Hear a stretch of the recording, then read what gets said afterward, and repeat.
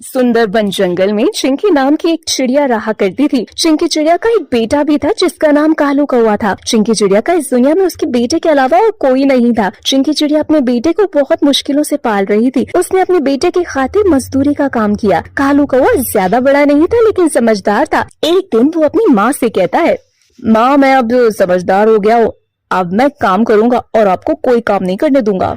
चिंकी चिड़िया के मायके में उसके भाई बंटी कबूतर की लड़की की शादी थी। बंटी कबूतर अपनी पत्नी बबली कबूतरी से कहता है, बबली एक बहुत बड़ी समस्या हो गई है।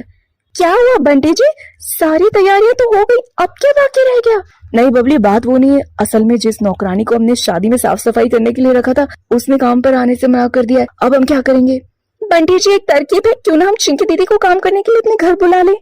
क्या बकवास किए जा रही हो? इतने मेहमानों के बीच हमारी बेइज्जती नहीं होगी क्या? वो इतने गरीब हैं, उन्हें अपना रिश्तेदार बताते हुए भी मुझे शर्म आती है। अरे आप इतनी चिंता क्यों कर रहे हो? कोई मेहमान पूछेगा तो हम बोल देंगे चिंकी हमसे उम्र में बड़ी है इसलिए हम उनको दीदी ही बोलते हैं। ये नहीं बताएंगे कि वो हमारी रिश्तेदार है। वाह बबली, क्या दिमाग लगाया तुमने।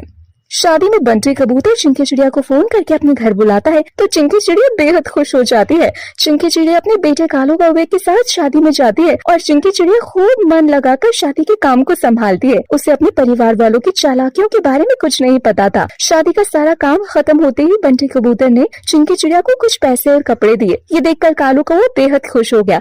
दोनों माँ बेटे घर आ जाते हैं। अगले दिन सुबह कालू कौवा बिस्तर पर लेटा अपनी माँ से कहता है, माँ मेरी तबीयत कुछ ठीक नहीं लग रही है, मुझे बहुत ज्यादा कमजोरी महसूस हो रही है।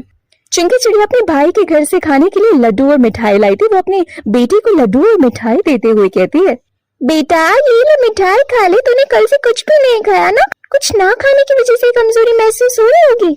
नहीं माँ, मेरा कुछ खाने का मन नहीं है, मेरे सर में बहुत जोरों का दर्द हो रहा है। आओ माँ आप मेरे पास बैठ जाओ, आप मेरे पास बैठी रहोगी तो मुझे राहत मिल जाएगी। चिंकी चिड़िया अपने बेटे की बिगड़ती हालत को देखकर रोने लग जाती है और भगवान से प्रार्थना करती है, भगवान जी मेरे बेटे को ठीक कर दीजिए। मेरे पास इस दुनिया में मेरे बेटे के अलावा और कोई नहीं है। अगर मेरे बेटे को कुछ हो गया तो मैं जीते जी मर ही जाऊंगी।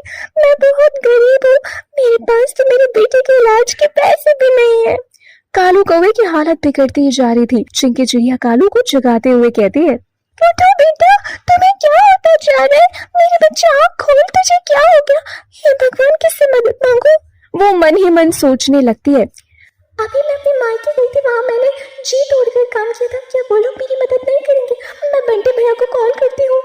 बंटी भैया, कालू की तबीयत बहुत ज्यादा खराब हो रही है, आप मेरे घर आ जाइए, कालू को हॉस्पिटल में भर्ती करवा दीजिए। तुम्हारे भाई को बहुत काम है, अभी वो घर पर नहीं है। शादी ब्याह का घर तो ना बहुत सारे काम होते, हम लोग अभी नहीं हो सकते, तुम अपना खुद ही देख लो। ऐसा बोलकर बबली कॉल काट देती है।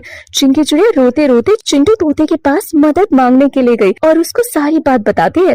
चिंटू भैया, मेरे बेटे कालू को बहुत ज्यादा तबीयत खराब है, कृपया करके आप मेरे बेटे को हॉस्पिटल ले चलिए और कुछ पैसे दवाई के लिए उधार पे दे दीजिए। मैं आपको पैसे वापस लौटा दूंगी, चाहे उसके लिए मुझे अपना घर ही क्यों ना बेचना पड़े। चिंटू तोते को चिंकी चिड़िया पर तरस आ गया और वो जल्दी से कालू कौवे को लेकर हॉस्पिटल गया। चिंकी चिड़िया डॉक्टर बुलबुल के पास गई और बोली, डॉक्टर मैम, मेरे बेटे को जल्दी से देख लीजिए, उसकी तबीयत बहुत खराब है। देखिए मैम, आपके बेटे की तबीयत बहुत खराब है, इनको दवाइयों के लिए ऑक्सीजन की जरूरत है। ऑक्सीजन कहाँ पर मिलेगी? आपको सिलेंडर मंगवाना होगा, इसके लिए आपको हॉस्पिटल में 50,000 जमा करने होंगे। चिंकी चिड़िया ने बहुत ही मजबूर होकर चिंटू तोते की तरफ देखा। चिंकी बहन, मेरे पास अभी सिर्फ 2,000 रुपए है जो मैं तुम्हें दे चुका हूँ, अब मेरे पास पैसे नहीं है। भैया आप जल्दी से पैसों का इंतजाम करवा दीजिए, आप मेरा घर गिरवी रख दीजिए, लेकिन मुझे कहीं से पैसे ला कर दे दीजिए।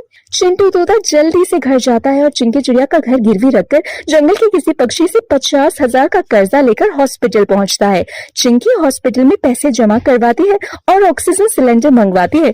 तभी डॉक्टर बुलबुल कालू कौवे को देखकर कहती है, देखिए मैम, आपने ऑक्सीजन सिलेंडर मंगवाने में काफी देर कर दी, आपका बेटा अब इस दुनिया में नहीं रहा। ये सुनते ही चिंकी चिड़िया फूट फूट कर रोने लगती है। तभी वो देखती है कि हॉस्पिटल के उसी वार्ड में एक और चिड़िया अपनी माँ बेटे की तबीयत को देखकर बहुत ज्यादा परेशान हो रही थी और देखते ही देखते चिंकी चिड़िया ऑक्सीजन सिलेंडर लेकर उस चिड़िया माँ के पास जाती है और उससे कहती है, बहन ये ऑक्सीजन सिलेंडर तुम अपने बेटे के लिए ले लो, मेरे बेटे की तो मैं जान नहीं बचा पाई, तुम तो अपने बेटे की बचा लो। अब मैं ये सिलेंडर रख के क्या करूंगी।